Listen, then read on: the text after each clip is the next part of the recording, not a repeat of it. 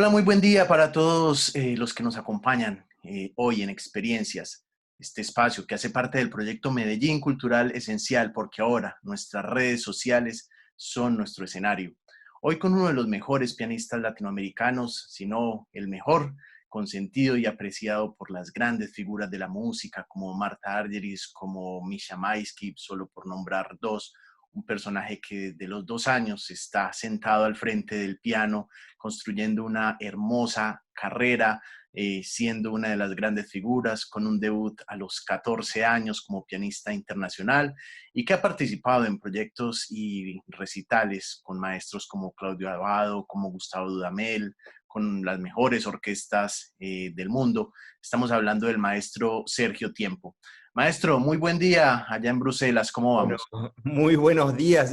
¿Qué quieres de mí? Porque si dijiste demasiadas cosas lindas, esto me parece raro. ¿Qué No, maestro, quieres? apenas es algo de toda esa grandeza que tiene usted. Pues inicialmente cuénteme cómo se está viviendo este día a día y qué cree usted que pasa en la escena mundial de los conciertos, de los teatros, a partir de este momento que estamos viviendo. Es tremendo, es tremendo. La verdad que eh, no sé ni por dónde empezar porque justamente no sé cuándo vamos a empezar de vuelta, ¿no? Aquí en Bruselas estamos en confinamiento desde hace más de un mes. Estamos cumpliendo con los requisitos de las autoridades y con buen motivo, por supuesto. Creo que está funcionando, están bajando los números que queríamos, etcétera, pero bueno, tarde o temprano hay que arrancar y la verdad que no sé cómo va a ser todo esto. Creo que vamos a tener que reinventarnos de alguna manera. Todavía no sé ni cómo, pero lo he charlado con algunos amigos músicos que justamente también dicen, porque em, más allá de este virus en particular y lo que está causando y lo que va a causar económicamente a largo plazo, no se puede ni calcular, pero ya inclusive la idea de conciertos públicos en general, yo creo que en un principio va a darle mucho miedo a mucha gente, eh, hasta que por supuesto creo que nos vamos a acostumbrar, nos vamos a volver a habituar a estar en grupos. Em, pero, entre tanto, ¿cómo se hace para que los músicos y los artistas y la gente que tiene que, mm, que estar en escenarios pueda seguir existiendo y sobreviviendo inclusive? La verdad que no tengo idea. No tengo idea y es algo que me preocupa bastante, la verdad. Maestro, pues una persona que nació en Venezuela, de padres argentinos, radicado en Europa, cuénteme cómo es esa mezcla y cómo lo ha marcado culturalmente todo ese mix que reúne su vida.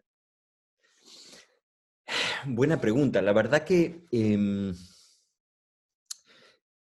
a mí siempre me pareció interesante esta especie de paradoja que la música es una expresión artística muy universal, por un lado, y al mismo tiempo que puede ser muy autóctona y muy particularmente eh, el resultado directo de una cultura.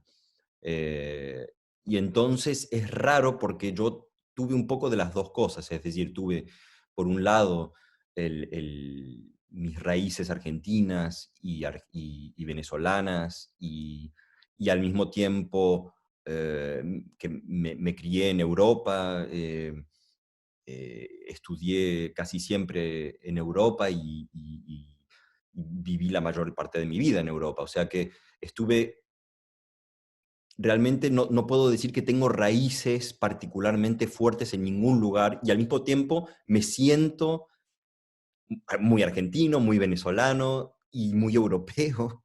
Bueno, me siento un privilegiado en realidad, un privilegiado de, un invitado del mundo, digamos. Ujú. Y eso me da mucha libertad artística, por supuesto, me da conocimientos más precisos de cada uno de estos lugares y al mismo tiempo una visión más global de lo que somos como seres humanos, que finalmente es lo que toda música expresa de una u otra manera. Entonces, pero es verdad que eh, sí, hace no tanto cuando estuve tocando en Nueva York en enero con Gustavo Dudamel, hicimos la creación de un concierto para piano y orquesta de Esteban Bensecri, que es un compositor maravilloso argentino, contemporáneo, tiene apenas, creo que apenas un poquito más que yo de edad, eh, o a lo mejor es hasta más joven, no lo sé, por las dudas vamos a decir que es más viejo.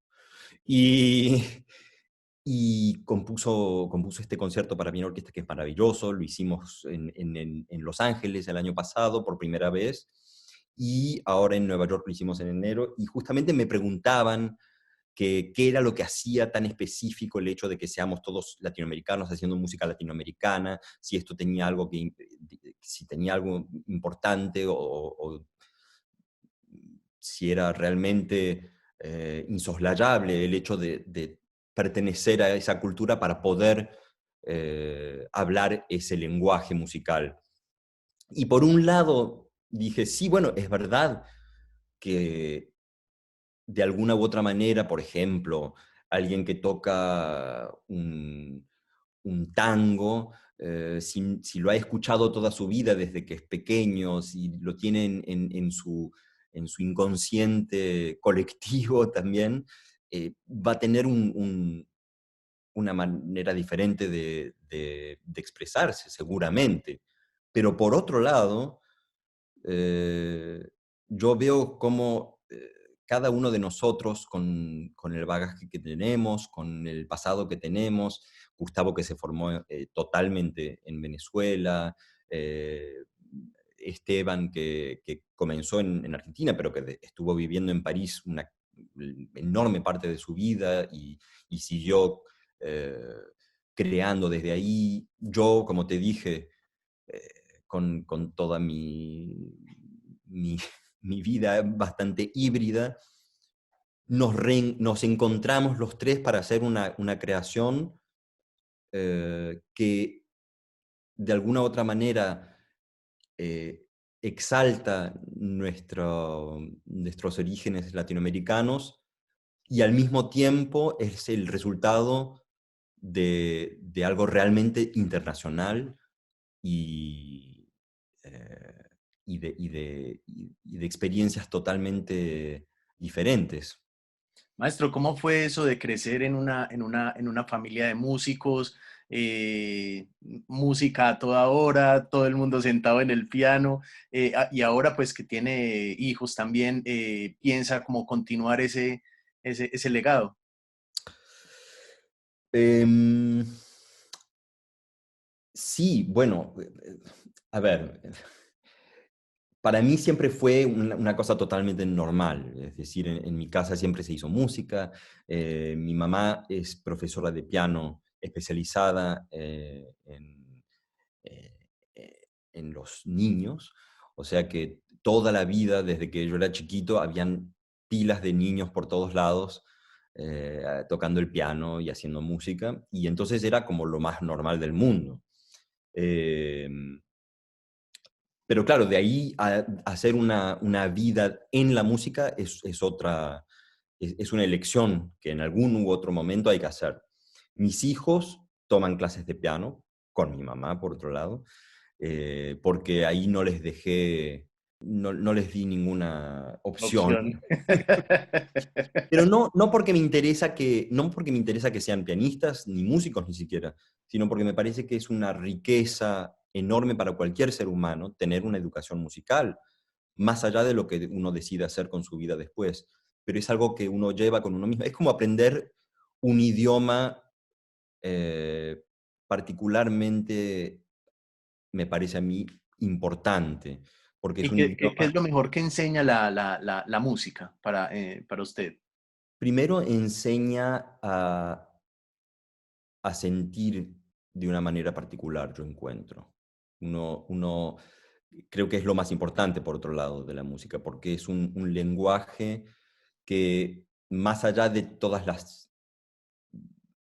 todo lo técnico que pueda tener para expresarse, finalmente lo único que quiere es llegarle al corazón de alguien, llegar a conmover a alguien, llevar a la alegría o a la tristeza o a la rabia o inclusive a veces puede ser feo de una manera fuerte, es decir, puede ser una expresión de dolor a través de algo eh, que es inclusive antiestético casi. El arte en general, no hablo solamente de la música, por supuesto.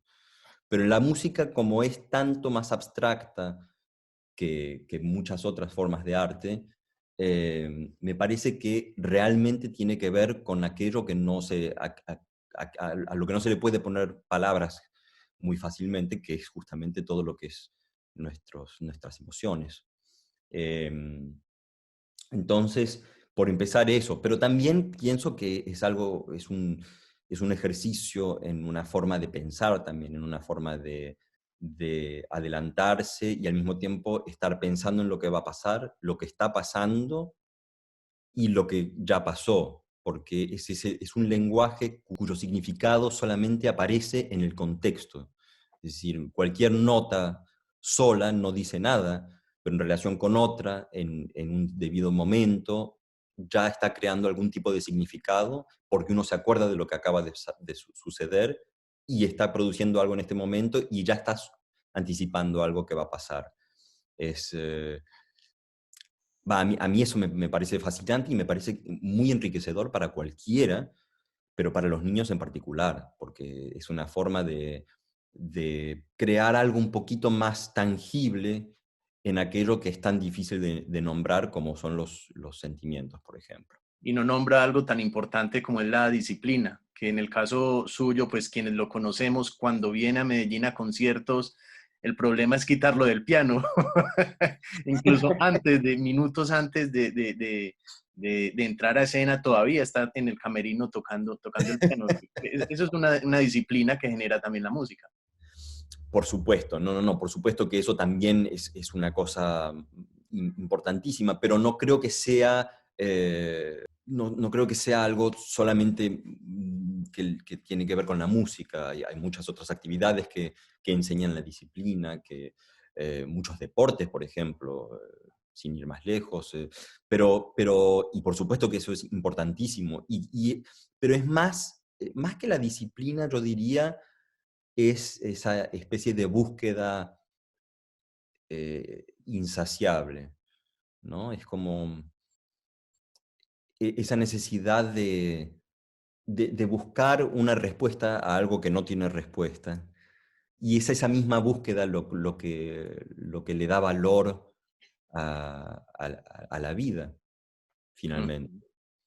Bueno, maestro, ¿cómo ha sido esa relación y cómo ha potenciado su carrera? ¿De qué manera lo influenció la cercanía con Marta Argerich?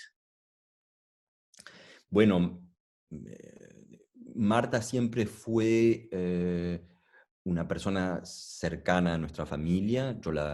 La conocí desde que era pequeñito porque mis padres la conocían muy bien, porque venía a casa, pero no la descubrí como pianista hasta mucho más tarde. Es decir, era una especie de la tía Marta, digamos.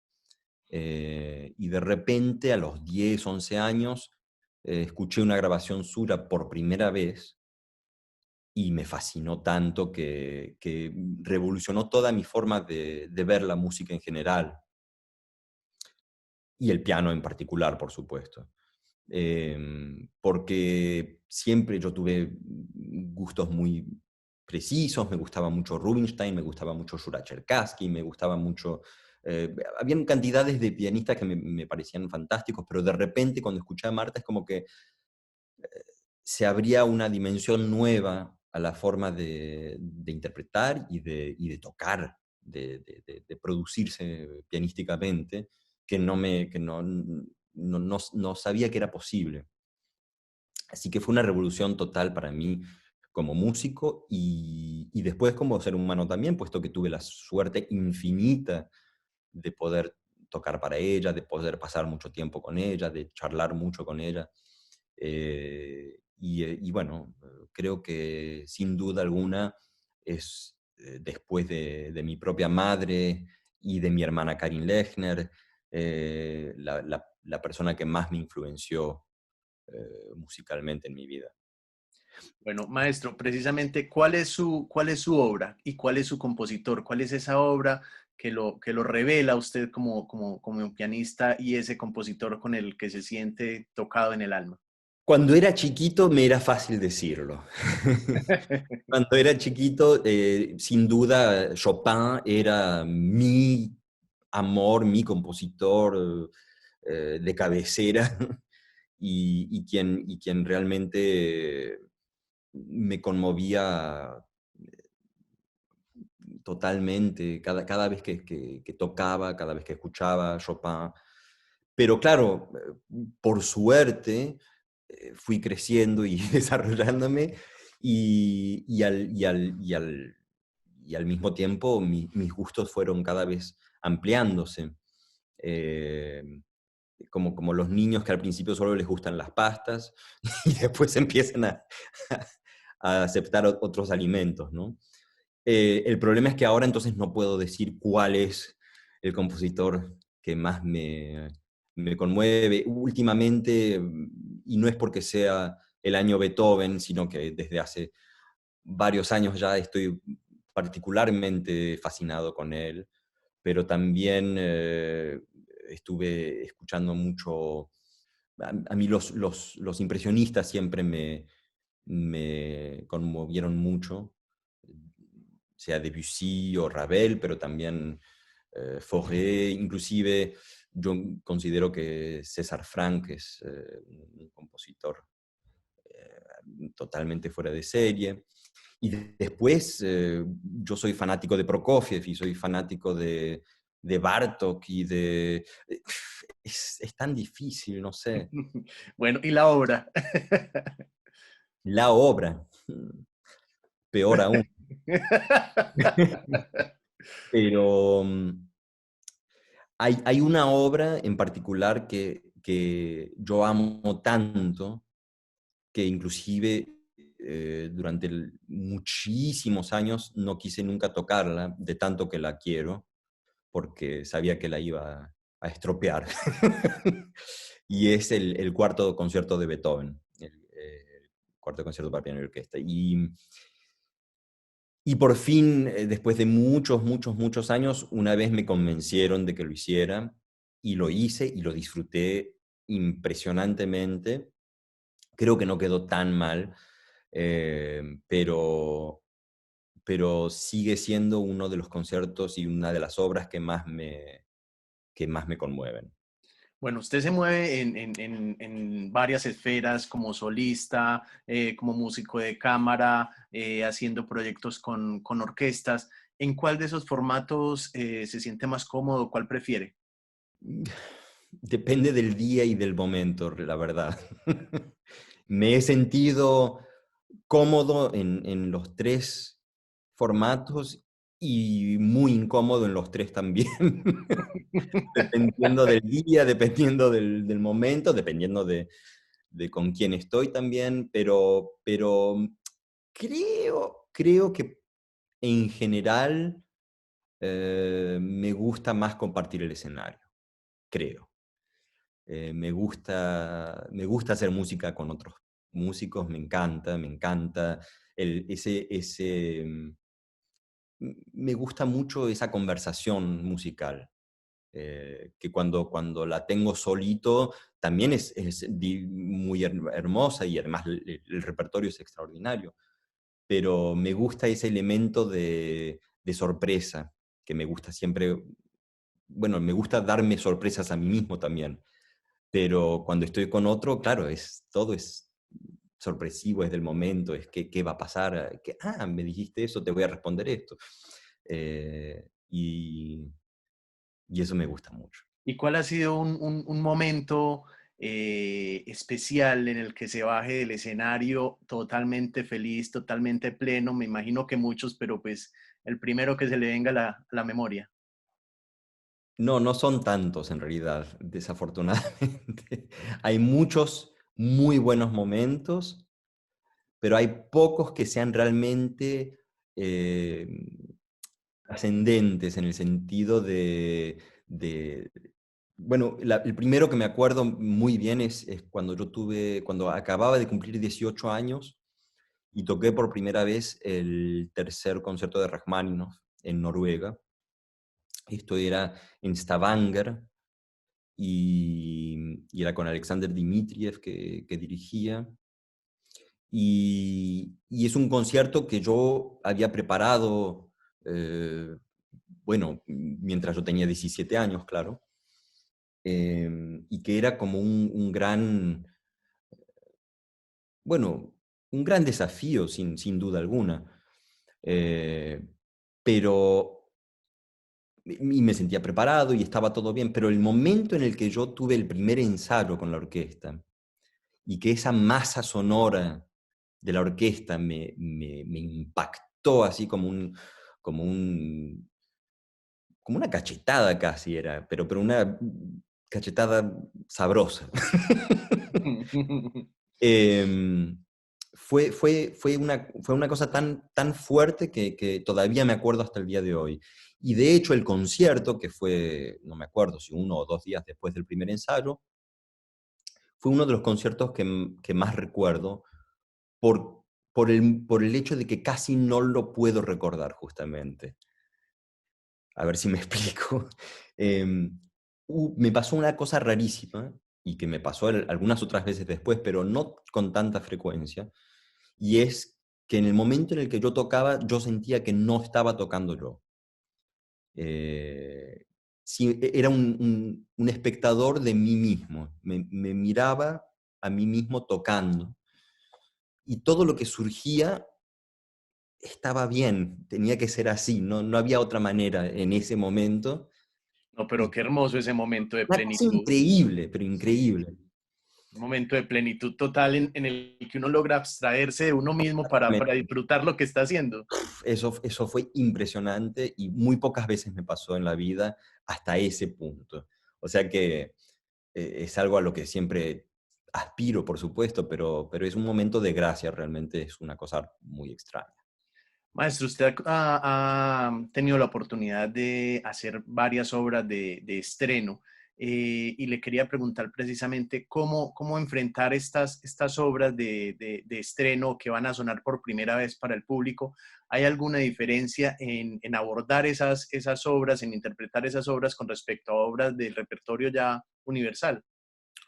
No, para mí no. Creo que inclusive es importante eh, tratar de unir toda obra contemporánea a la historia de la música en sí, ¿no? Y no hacer algo totalmente divorciado de todo lo que vino antes, porque no es así, porque nuestras referencias siempre están ahí, nuestras referencias psicológicas y de memoria colectiva.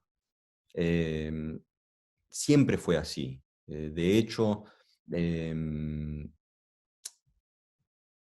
para darte un ejemplo, los cuadros de una exposición de Mussorgsky eran una cosa en el momento en el que se escribieron, y después cuando se hicieron varias transcripciones para orquesta sola, no solamente la de Ravel, se transformó en otra cosa, esa misma obra.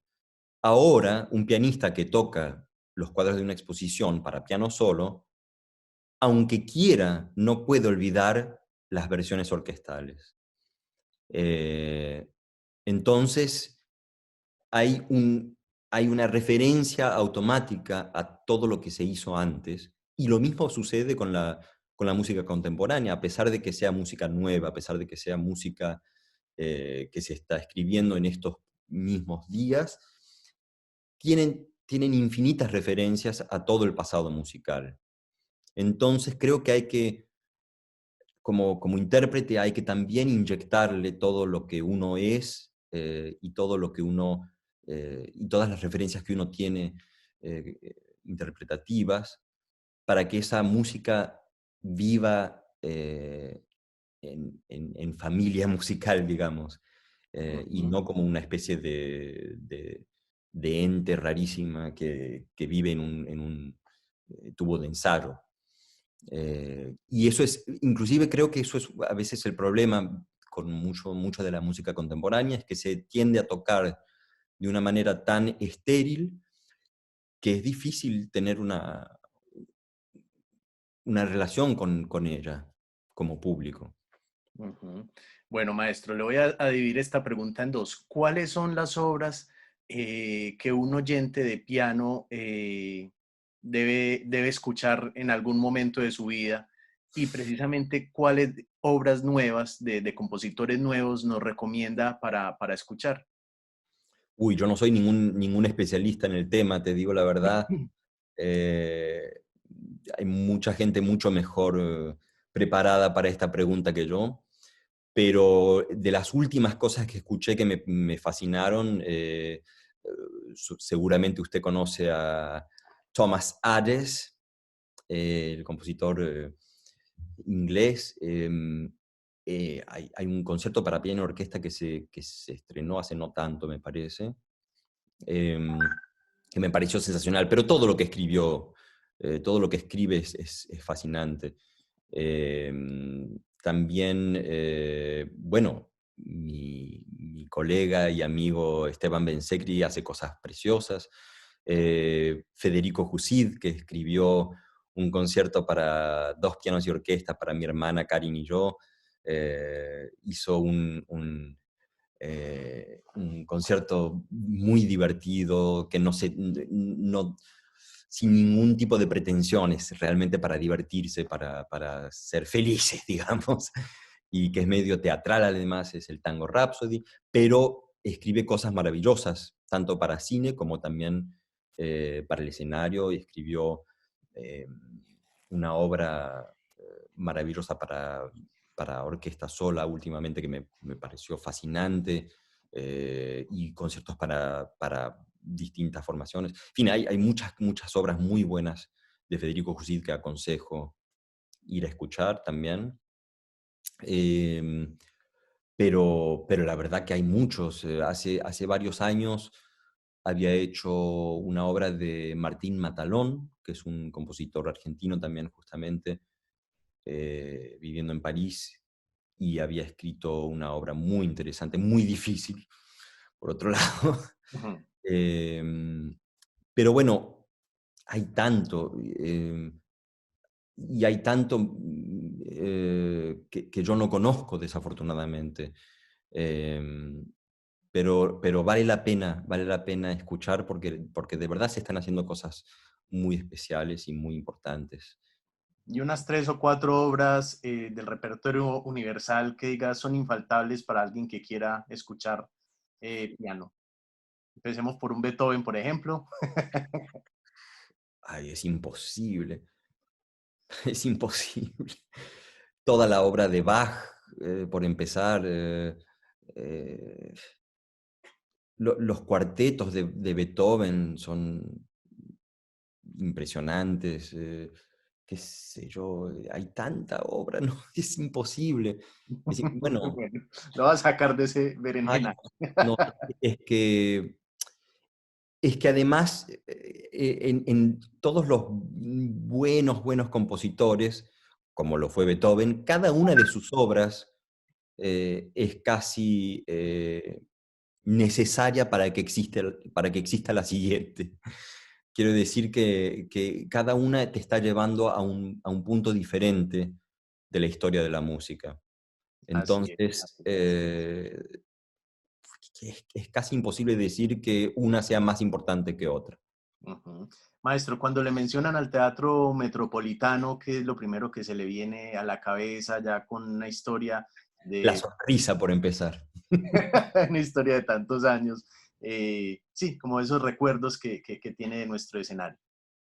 Bueno, un placer enorme. La primera vez que fui fue con Misha Maisky, que hicimos un recital, no me acuerdo qué había en ese recital, la verdad, pero era una de las primeras veces, si no era, Sí, fue la primera vez que estuvo en el sí, teatro.